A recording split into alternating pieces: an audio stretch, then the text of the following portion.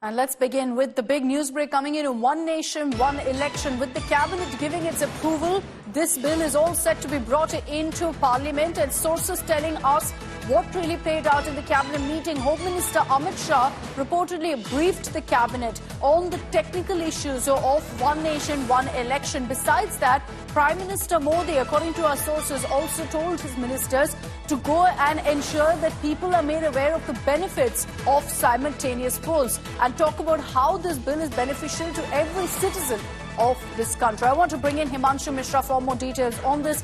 Himanshu, हमको ये बताइए कि कैबिनेट में क्या डिस्कस हुआ जब ये अप्रूवल दिया था वन नेशन वन इलेक्शन के लिए? देखिए, बिल्कुल कैबिनेट जैसी बैठक शुरू हुई उसमें अर्जुन राम मेघवाल जो कानून मंत्री हैं, लॉ मिनिस्टर हैं, उन्होंने बिल जो है कैबिनेट के सामने रखा और उसके बाद जो है इस बिल पर जो है वो तमाम जो मंत्री हैं उन्होंने अप्रिशिएट भी किया और उसके बाद गृह मंत्री अमित शाह ने इस पूरे बिल पर जो टेक्निकल इश्यूज हैं उसको पूरी कैबिनेट को ब्रीफ किया। उसके बाद प्रधानमंत्री नरेंद्र मोदी ने कहा कि आप सबको जिम्मेदारी है इस बिल के बारे में जाके आम जनता के बीच में जो है वो जागरूकता लाएं और साथ ही साथ आम जनता को ये भी बताएं कि कैसे समय और पैसे बचेंगे और कैसे जो है इलेक्शन के अंदर जो है एक स्मूथ ट्रांजेक्शन होगा और इसके क्या क्या फायदे हैं ये जाके आम जनता को आप बताएंगे तो जनता को समझ आएगा कि विपक्ष इसका जो विरोध कर रहा है वो व्यर्थ विरोध कर रहा है। इस देश स्वतंत्र होने के बाद, देश का संविधान बनने के बाद जो है 17 साल तक जो है वो इस देश के अंदर वन नेशन वन इलेक्शन होते रहे हैं। ऐसा नहीं है कि पहली बार हो रहे हैं और स्वतंत्र देश के स्वतंत्र होने के बाद जब पहली बार इलेक्शन हुए थे तो 8 राज्यों के जो चुनाव हैं वो एक साथ बाद में कराए गए, उनको एक साथ लाया गया। 8 विधानसभाओं को भंग करने के बाद पूरे देश में एक साथ चुनाव हुए थे राज्य और लोकसभा के। तो ऐसा पहली बार नहीं होने जा रहा है, पहले भी होता रहा है और सरकार ये चाहती है कि इसके फायदे जो है आम जनता को मिले, क्योंकि जब तक चुनाव चलता है आचार संहिता लगी रहती है, कोड ऑफ कंडक्ट लगा रहता है। ऐसे में कोई भी सरकार जो है पॉलिसी डिसीजन नहीं ले सकती है और इस देश के अंदर जो चुनाव हैं वो लगातार होते रहते हैं। चाहे आप लोकसभा के चुनाव देखें 5 साल में होते हैं, विधानसभाओं के चुनाव आपने देखे हैं होते रहते हैं, अगर कोई दल किसी दल से समर्थन वापस ले तब होते हैं और लोकल बॉडीज और ग्राम पंचायत के चुनाव भी जो है होते रहते हैं। इसीलिए देश में अगर चुनाव एक साथ होंगे तो उसका फायदा आम जनता को मिलेगा। पॉलिसीज जो डिसीजन है वो हो सकते हैं और देश की जनता के लिए जो फैसले सरकारों को लेने होते हैं उसमें बाधा नहीं आएगी। Okay, Himanshu getting us details really of the message from Prime Minister Modi to his ministers, and that is the message he wants the ministers also to pass on to the people of this country. And according to our sources, the Prime Minister said very clearly and reiterated that the idea is to make people more aware of the benefits of simultaneous elections. Thanks, Himanshu, for those details. Let's cut across to more breaking news coming in.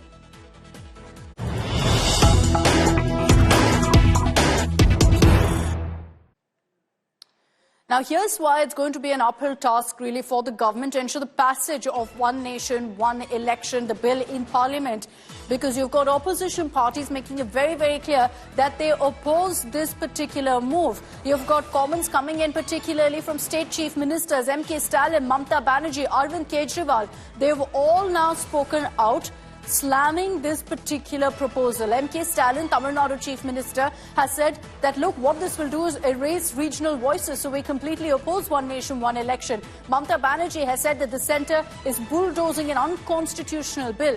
Arvind Kejriwal has said that BJP's priorities are clearly misplaced. So the opposition isn't on board. And for the government to actually ensure this bill is passed, they're going to need the backing of these opposition parties because they are right now in power in the states. And this is something that needs the states' nod as well.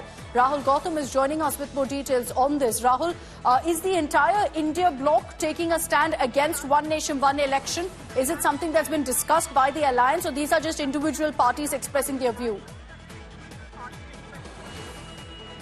Well, it seems that this is becoming a sort of a rallying point as far as the India bloc is concerned, because more and more voices are coming in and speaking in one tone that they are rejecting this very idea of one nation, one poll.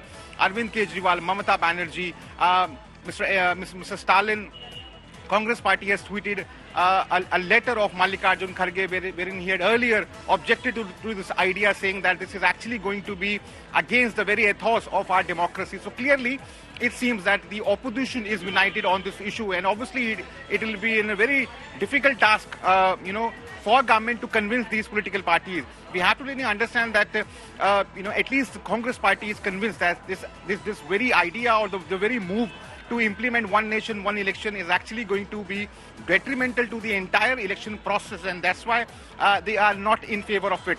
But it seems that they are also getting support from many political outfits like TMC, DMK. All these parties are coming out in their support, or they are speaking in one voice. So clearly, it's in at least for opposition bloc, it seems that they've come on board on this issue, and government would have to really make some real hard efforts to bring these political parties on consensus. But as we speak, if you remember earlier also when this committee was, it's going to be a challenge for the government to actually get the opposition on board. So we'll have to see how really they do it. Thanks, Rahul, for the moment for joining us with those details. The cabinet has given the go-ahead, perhaps also knowing that, look, this is going to be a long-drawn process for the government. Sources are telling us there's a possibility of this bill actually being brought in this very session, in the winter session.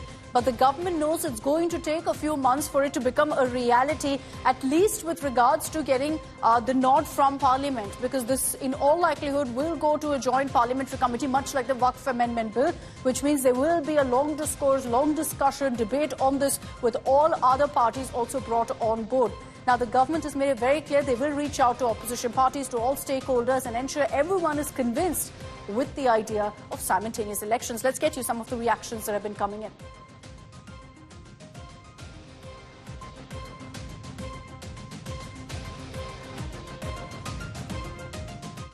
ये तो आज देश के लिए जरूरी है। तमाम विपक्ष की भी राय है कि वन नेशन वन इलेक्शन होना चाहिए। ऐसा नहीं कि ये कोई सत्तारूढ़ दल का, ये देश के हित का सवाल है और इसमें दूसरी पार्टियों ने भी सहमति जताई थी।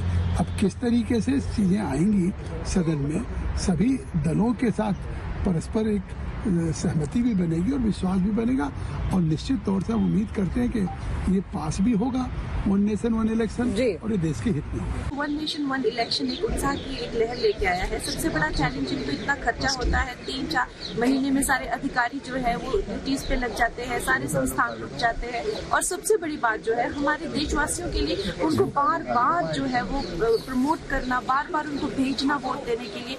हर साल जो है वोट देने वालों की जो है परसेंटेज कभी कभी किसी राज्य में आपने देखा कि डिप कर रही है।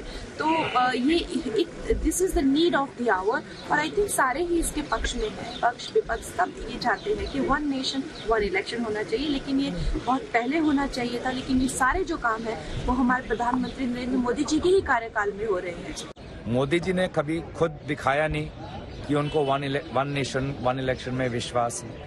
महाराष्ट्र में 5 फेज में इलेक्शन करते हैं, कभी गुजरात और हिमाचल में इलेक्शन 2 अलग तारीखों पे करते हैं। तो जब इनको मुनासिब होता है एक ही समय पे 2 राज्यों के निर्वाचन कराते हैं, और जब मुनासिब नहीं होता तो अलग अलग समय पे कराते हैं। तो बिना कोई तर्क लिए ये वन नेशन वन इलेक्शन ये लाने की कोशिश कर रहे हैं।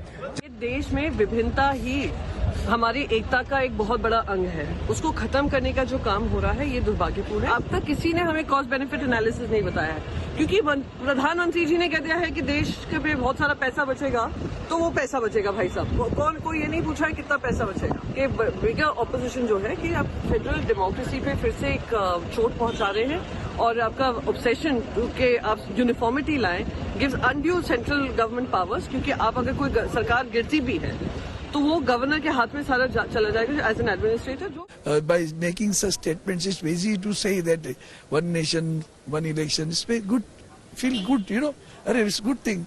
But you write from Gram Panchayat to Lok Sabha. Think of it, so many elections are there. So how to do that? It needs a JPC. I think we should call for a JPC and listen to the stakeholders of the country.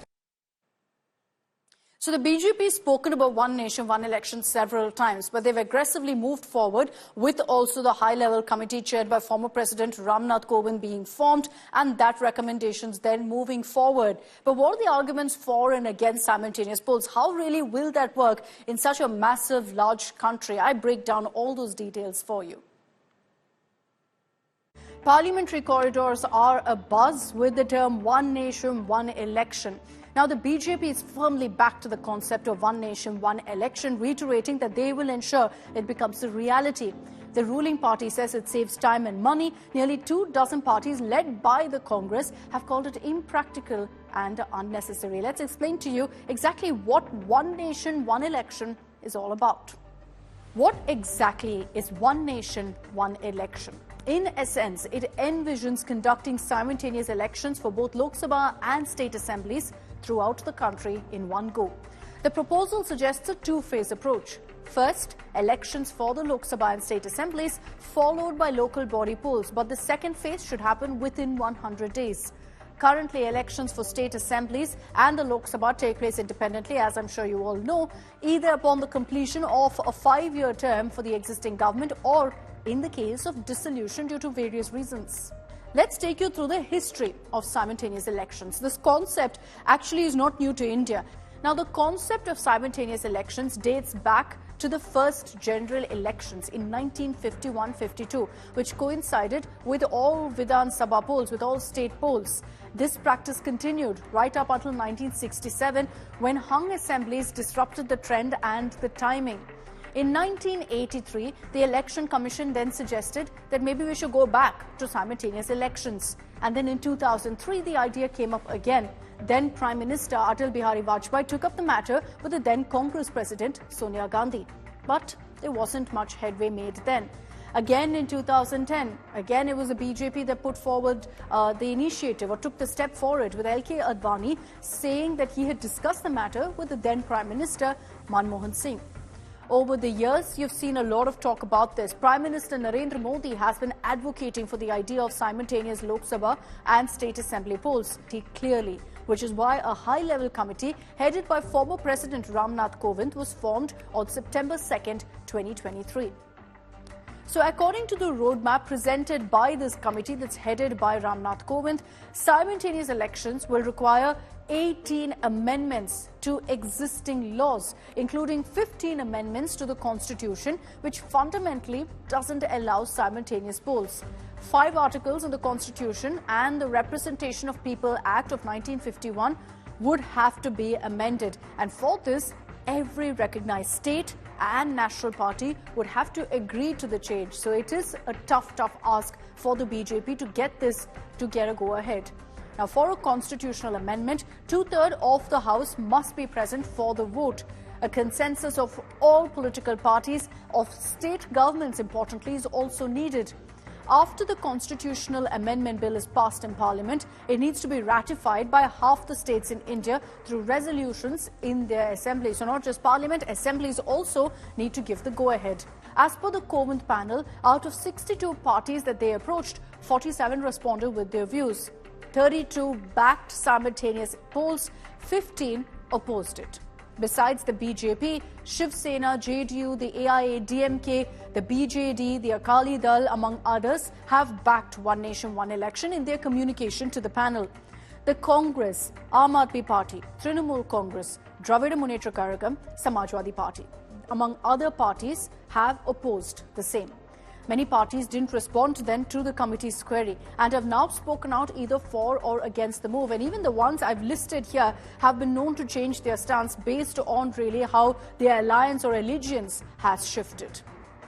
So apart from the legal and the constitutional challenges, including ensuring necessary support from political parties, another monumental task would be actually syncing the terms of various state legislative assemblies with those of the Lok Sabha with minimum disruption to governance. Obviously, state terms end at very different times, which is why literally all year round you have elections happening. There's still no real clarity on how to deal with breaks due to dissolution of houses, president's rule, or even a hung assembly or parliament, in which case then a state will have to go into elections earlier and thereby the entire sync again goes out. Additionally, there is a worry that regional issues might get overshadowed by the national issues, affecting the electoral outcome at the state level.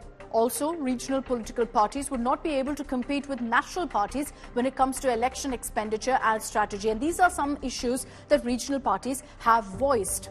Another area of concern that they've put up is the recurring cost of procuring EVMs, electronic voting machines.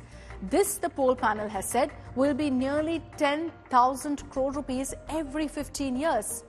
So then the question that comes up is, why is BJP pushing for one nation, one election if there are so many challenges? Well, those who back this particular reform often underline that once implemented, it would bring down the overall expense, the overall expenditure on the electoral process. As per reports, a staggering 1.35 lakh crore rupees was actually spent to conduct the 2024 Lok Sabha election. The government hopes a one-shot election will also likely boost voter turnout, making it convenient for the electorate to cast their ballot in one go, one shot, and it's done for. Another argument favouring simultaneous polls is that it will lead to a more efficient administration. During elections, the entire state machinery focuses on conducting a free and fair electoral process. And obviously that means everyday administration takes a back seat because officials are engaged in polling duties. The frequent imposition of the Model Code of Conduct leads to policy paralysis, delaying developmental programs because nothing can move when the Code of Conduct is in place. Now, you've heard the arguments for and against one nation, one election. Let's see how, in fact, this issue progresses and how the BJP, if they push forward with this, actually ensures to get all parties on board.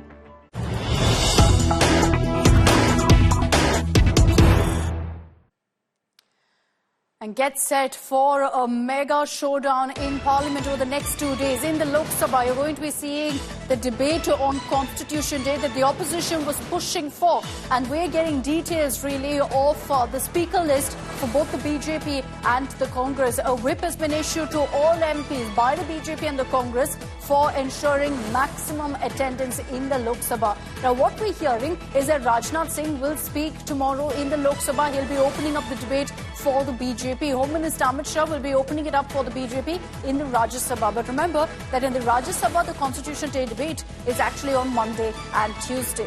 Now, tomorrow, while Rajnath Singh is expected to speak and kick off things for the BJP, Priyanka Gandhi Vadra will be making her debut speech in Parliament after having taken oath in this session as a Member of Parliament. Priyanka Gandhi's debut speech is likely to be tomorrow in the Lok Sabha. Now, there is, in fact, talk that she could be starting things off, kicking things off for the Congress. 12 hours in all have been allotted for this discussion. The debate kicks off at 12 p.m. tomorrow. So at 12 noon, what we're hearing is that BJP will have 15 speakers who will speak on the Constitution. Remember, all other parties will also have a chance. For example, for the Trinamool Congress, it's Kalyan Banerjee and Mahua Moitra. Shambhavi Chaudhary for the LJP. For the TMK, it's T.R. Balu and A. Raja. But let's bring in our reporters on this as well. We've got Himanshu Mishra and Rahul Gautam with us. Rahul, to you first. There's a lot of talk that Priyanka Gandhi will be making her debut speech tomorrow. Is she going to be essentially opening the debate for the Congress? Well, it is in all likelihood that Priyanka Gandhi Vadra will be opening the very debate on behalf of opposition. However, we are told that still the list is being finalized, and once finalized, the chair will be informed about the sequence of speakers as far as Congress party is concerned. Rahul Gandhi is also going to speak on this important discussion on constitution. Remember, Rahul Gandhi had earlier written also a letter to Speaker demanding that some time should be devoted for this. And in fact, later on, the deputy leader in Lok Sabha, Mr. Gaurav Gogoi, Manikam Tagore, all these Congress MPs had met later and urged Lok Sabha Speaker to devote some time. So it seems that, and remember, Constitution has been one of the most important planks, of Congress party in the recent Lok Sabha polls. They've literally contested the election on Constitution. So therefore, they wanted this to happen, and you can expect that right from Priyanka Gandhi Vadra to Rahul Gandhi to Gaurav Gogoi, all these people are going to speak as to how government has been allegedly trampling upon the constitution, how they've been going against the very ethos, against the structure of constitution. So obviously you can expect that they're going to be fireworks. Priyanka Gandhi, in all likelihood, Gandhi is also going expected to make to speak her tomorrow, debut Rahul? speech. Well, the sequence is yet to be finalized, but we can tell our viewers that Rahul Gandhi will be speaking on this issue inside Lok Sabha. Similarly, they're going to be debating in Rajya Sabha as well. Mallikarjun Kharge is also going to speak on this issue. So clearly, it seems that Congress party is going to deploy this battery of the senior leaders to take on government, and obviously they would try to corner the government on this very issue because they believe that the constitution has been one issue on which they've been hitting and denting. They wanted this debate, and they've gotten it now. So Rahul Gandhi, as Rahul Gautam tells us, will be speaking. The question is whether it's going to happen tomorrow or day after. Remember, Prime Minister Modi for the BJP will be speaking day after tomorrow, on Saturday. Himanshu is getting us more details on really what the BJP strategy is to counter the opposition. Himanshu, speaker list BJP की तैयार है. कल हमको ये जानकारी मिल रहा है कि राजनाथ सिंह शुरू करेंगे. देखिए, बिल्कुल रक्षा मंत्री राजनाथ सिंह जो है वो भारतीय जनता पार्टी की तरफ से जो है अपना व्यू रखेंगे संविधान दिवस के 75 वर्ष पूरे होने पे, और तमाम भारतीय जनता पार्टी के जो लोकसभा के अंदर स्पीकर्स हैं वो उसमें पार्टिसिपेट करेंगे. अनुराग ठाकुर, निशिकांत दुबे समेत कई लोग जो हैं इस डिबेट के अंदर जो है पार्टिसिपेशन करेंगे. लेकिन सबसे बड़ी बात यह है कि भारतीय जनता पार्टी की तरफ से अंत में प्रधानमंत्री नरेंद्र मोदी जो हैं वो बोलेंगे, यानी कि शनिवार देर शाम जो है प्रधानमंत्री नरेंद्र मोदी इस पूरी चर्चा का समापन करेंगे और जवाब देंगे. तो उसमें कहीं ना कहीं एक चीज का एज भारतीय जनता पार्टी के पास रहेगा कि जो चीजें कांग्रेस अभी तक 2024 के लोकसभा चुनाव में कहती रही संविधान खतरे में है, और उसके बाद प्रधानमंत्री नरेंद्र मोदी पहली बार बोलते नजर आएंगे कि संविधान दिवस पर किस तरीके से जो है कांग्रेस और अन्य दलों ने इसको एक बड़ा चुनावी मुद्दा बना लिया. अब देखना यह है कि चाहे जैसा राहुल गौतम भी बता रहे थे, राहुल गांधी, प्रियंका गांधी, मणिकम टैगोर समेत तमाम लोग जो हैं कांग्रेस की फहरिस्त में भी हैं, और ये जो 2 दिन हैं बड़े इंटरेस्टिंग रहने वाले हैं संविधान दिवस के 75 वर्ष पूरे होने से, क्योंकि इस 24 के लोकसभा इलेक्शन में ये संविधान will play out. Himanshu and Rahul Gautam, thanks very much for joining us with those details. So tomorrow onwards, you will see that very interesting debate on Constitution Day, and you will see the big guns of both parties, of all parties essentially, speaking out, putting their party stand in Parliament. Let's talk about what really played out today in the winter session. Again, it was the same chorus of Adani by the opposition, Soros by the BJP. And what that also meant is a lot of disruptions, a lot of protests. The lack of house business is resulting obviously in a waste of taxpayer money and ignoring of issues of public interest.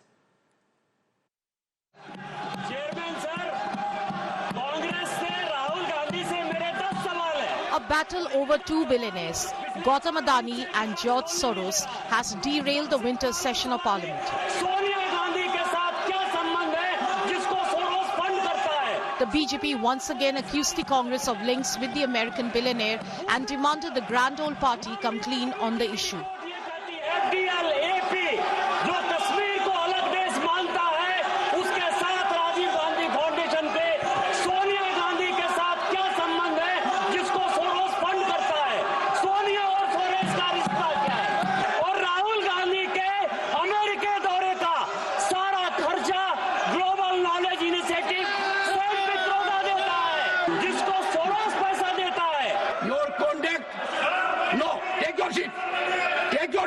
In the Rajya Sabha, the government attacked the opposition over its no trust motion campaign against chairperson Jagdeep Dhankar.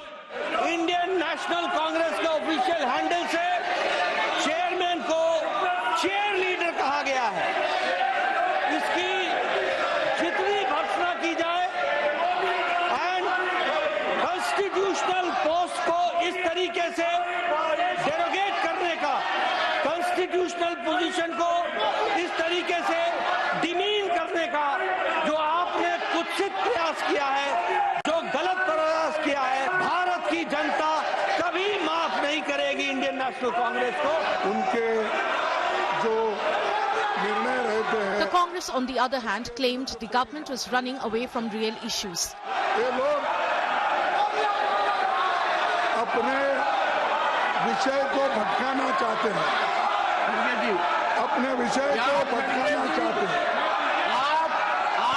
Both Lok Sabha and Rajya Sabha were adjourned till Friday.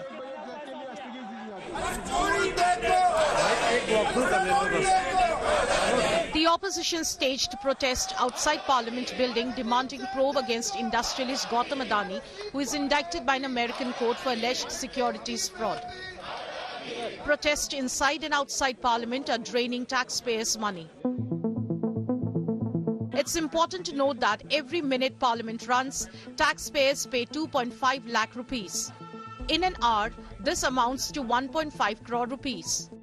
For 6 hours of daily proceedings, the cost is around 9 crore rupees. Over 13 days, 117 crore rupees has been spent on running the Parliament. The government had agreed to a discussion on Friday to mark the 75th anniversary of the Constitution. The face-off between government and opposition has now cast a cloud on the special occasion. Bureau Report, India Today. And let's get to other big highlights that emerged from Parliament today.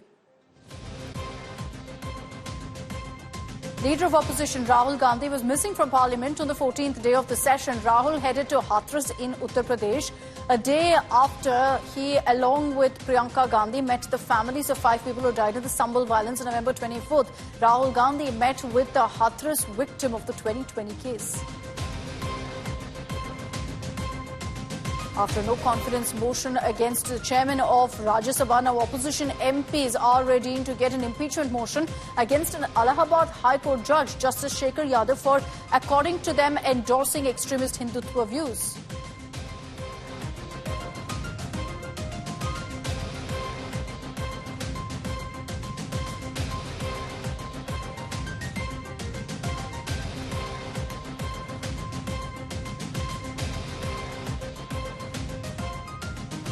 News coming in this evening of a top-level meeting that's underway at Prime Minister Modi's residence. Home Minister Amit Shah is present in the meeting, as is Defence Minister Rajnath Singh. Now, there will be a lot of focus on this particular huddle that's happening at the Prime Minister's residence just a day before the Constitution Day debate will kick off in the Lok Sabha. And remember that Prime Minister Modi is going to be speaking on Saturday. Tomorrow, Rajnath Singh is going to be, in fact, kicking off the debate for the BJP. Amit Shah is expected to speak in the Rajya Sabha as the lead, as the opening speaker. So amid that, you've got both the Home Minister, the Defence Minister meeting with Prime Minister Modi at his residence. We are, of course, going to get you more details of what's really transpiring in that meet. But in all, we do know that the BJP is readying its strategy to counter the opposition's narrative on Constitution. The opposition, of course, has been focusing, the Congress in particular, on Constitution. It's something Rahul Gandhi has repeatedly spoken on in every rally, every political event. He, of course, pulls out the Constitution booklet to target the Prime Minister, to target the BJP. And so now the Bharatiya Janata Party will want to ensure that they have their strategy in place to counter the Congress, to counter the India bloc and the opposition on the issue of Constitution. Prime Minister Modi is expected to speak on Saturday evening. 15 speakers in all for the BJP in the Lok Sabha alone. So these will be your top leaders of the party, the best speakers who will be coming forth to put forth the party's case on the issue of Constitution at a time that the opposition has accused the BJP of ignoring, sidelining and disrespecting the Samvidhan repeatedly. Now, this meeting is happening at the Prime Minister's residence. Prime Minister Modi, Home Minister Amit Shah, as well as Defence Minister Rajnath Singh are there. Rahul Gautam is joining us with more details on this. Rahul, what are you picking up from your sources? What's in the agenda of this meet? Is it to discuss really what's their strategy going into the session tomorrow? Absolutely. This is what we're learning from our sources, that this is essentially and primarily to chalk out a strategy as to how the debate would be conducted. And you can expect that from government side, they're going to raise issues like emergency, the other issues.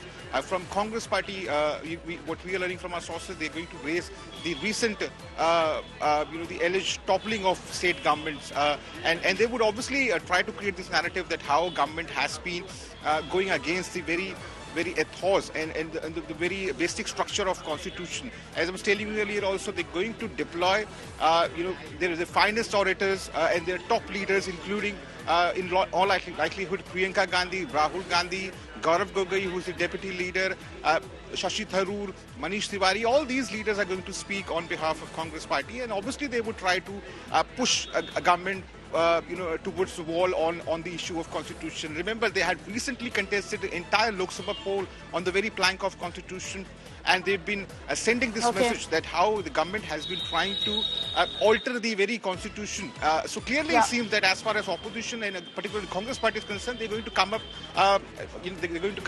with these issues to corner the government. From government point of view, Rahul, just stay with me. Let's talk about really what, and Aishwarya Paliwal is joining us with more really on what the BJP is going to do in the Constitution Day debate. What's their strategy? Aishwarya, we're hearing that there's a high-level meeting that's underway at Prime Minister Modi's residence, where Home Minister Amit Shah, Defence Minister Rajnath Singh are present. Take us through really what's on the agenda. Well, let me tell you, Akshata, from what we understand, Rajnath Singh and Home Minister Amit Shah, they are meeting the Prime Minister, and what exactly will unfold in the next 4 days, not just in the next 2 days, that strategy now is being looked at.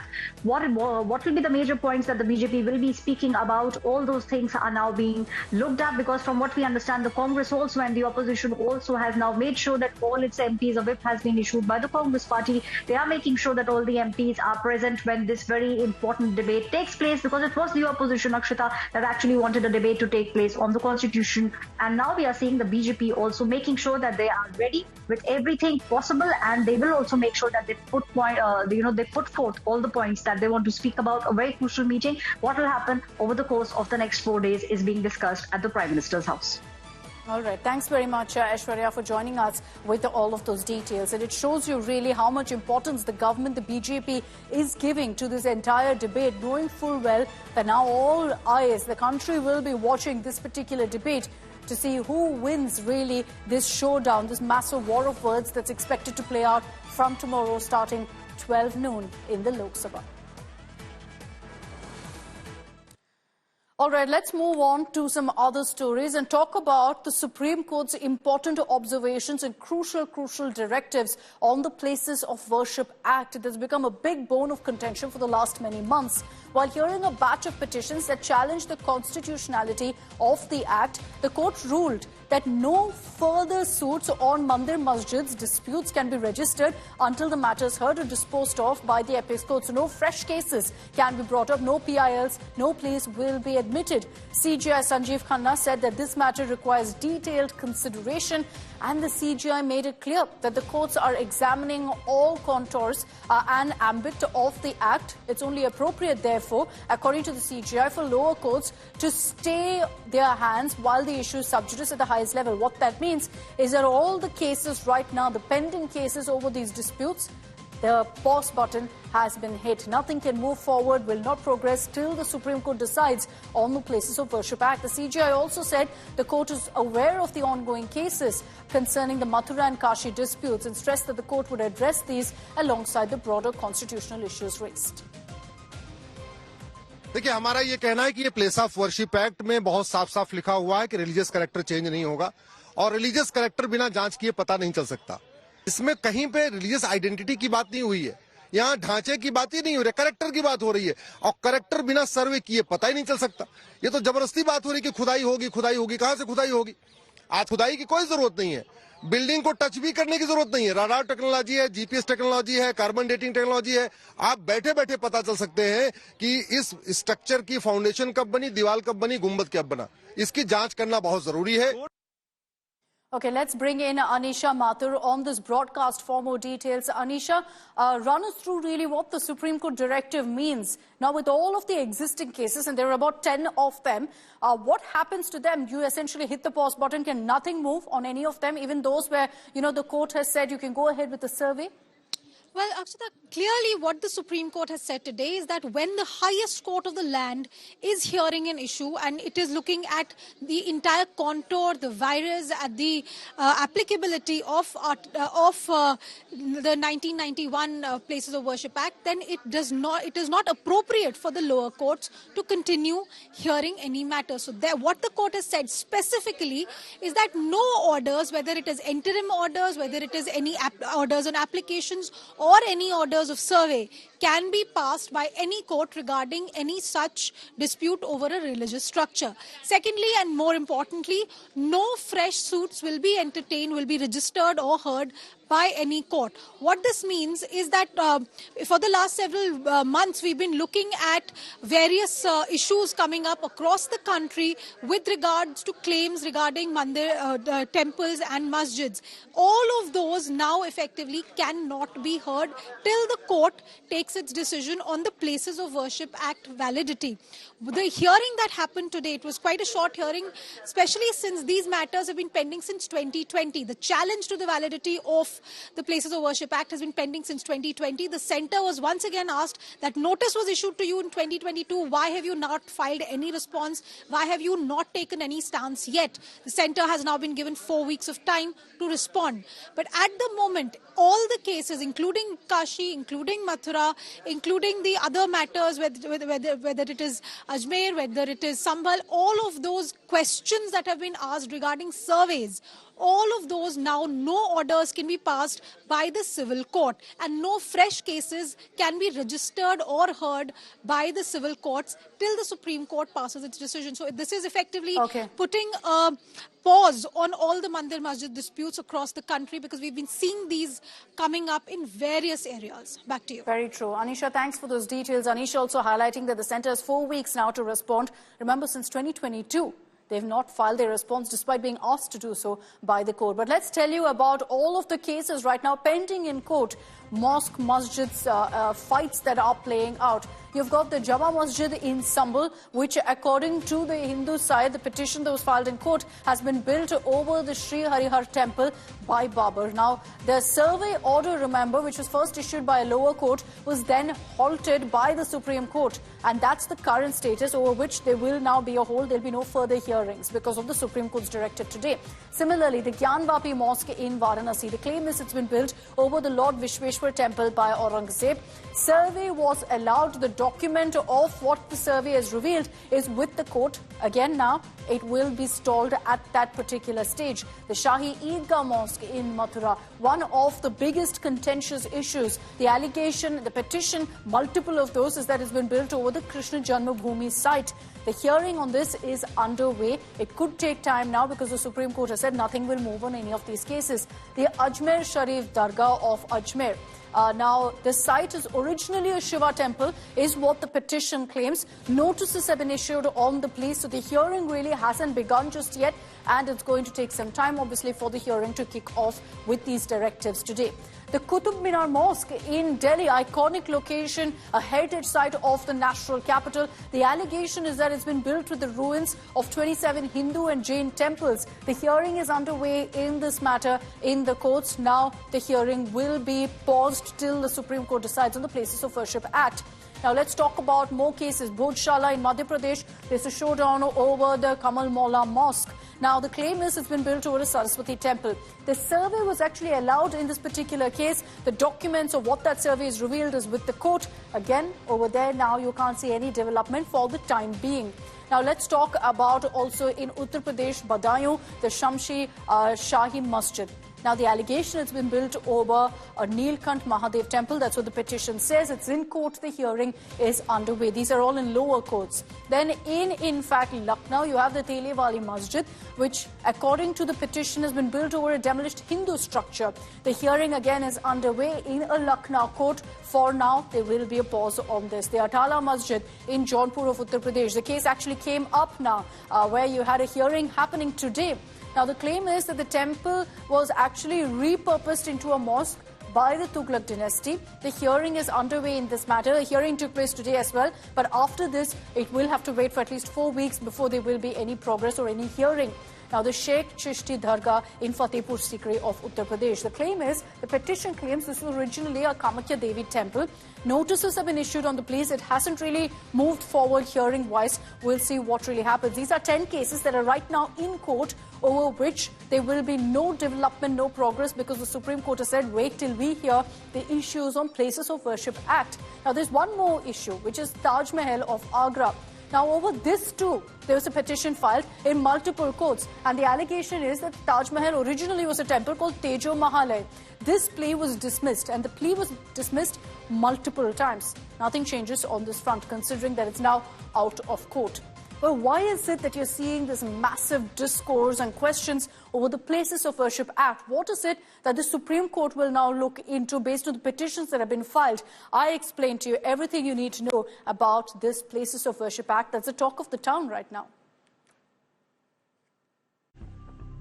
With Hindu-Muslim tensions and mosque-temple spats ruling the news cycle, there's a heated debate on judicial rulings on these issues. And at the heart of it is the Places of Worship Act.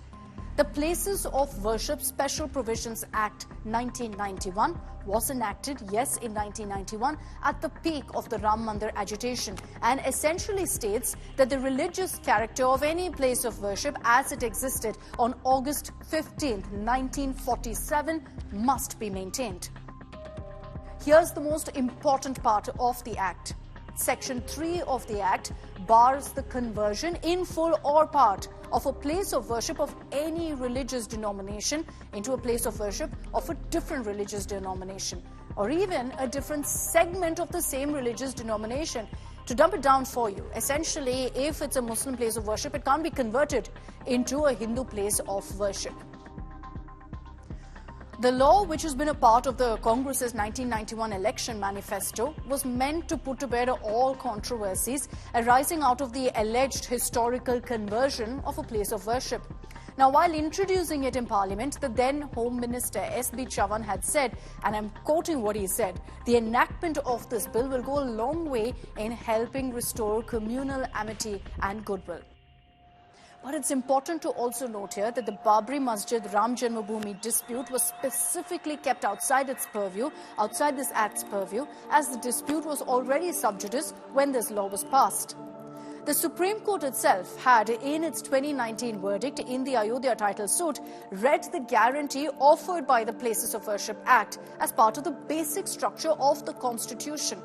I'll just read out for you the Supreme Court ruling, an important line here.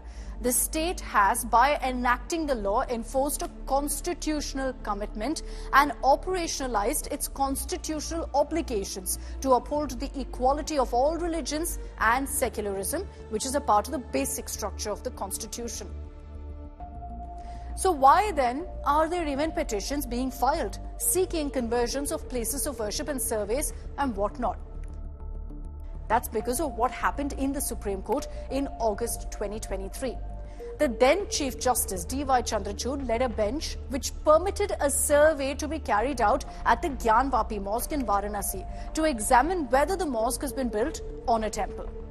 So does that essentially go completely against the Places of Worship Act?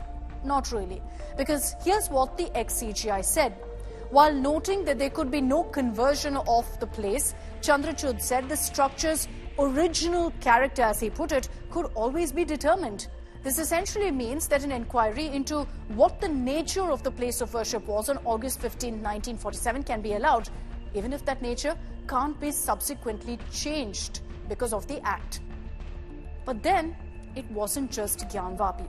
Later that year, a local court in Mathura admitted a plea seeking the transfer of the land of the Shahi Idgah Mosque in the city to a Hindu trust for the construction of a temple at the Krishna Janmabhoomi, leading to a heightened chorus of Ayodhya Jhaki Hai, Kashi Mathura Baki Hai, which essentially translates to Ayodhya is done, Kashi and Mathura are pending, are next. So while the title suits or suits essentially claiming access or the right to worship in Varanasi and Mathura continue, there's also, interestingly, a constitutional challenge to the Places of Worship Act 1991 that's pending before the Supreme Court.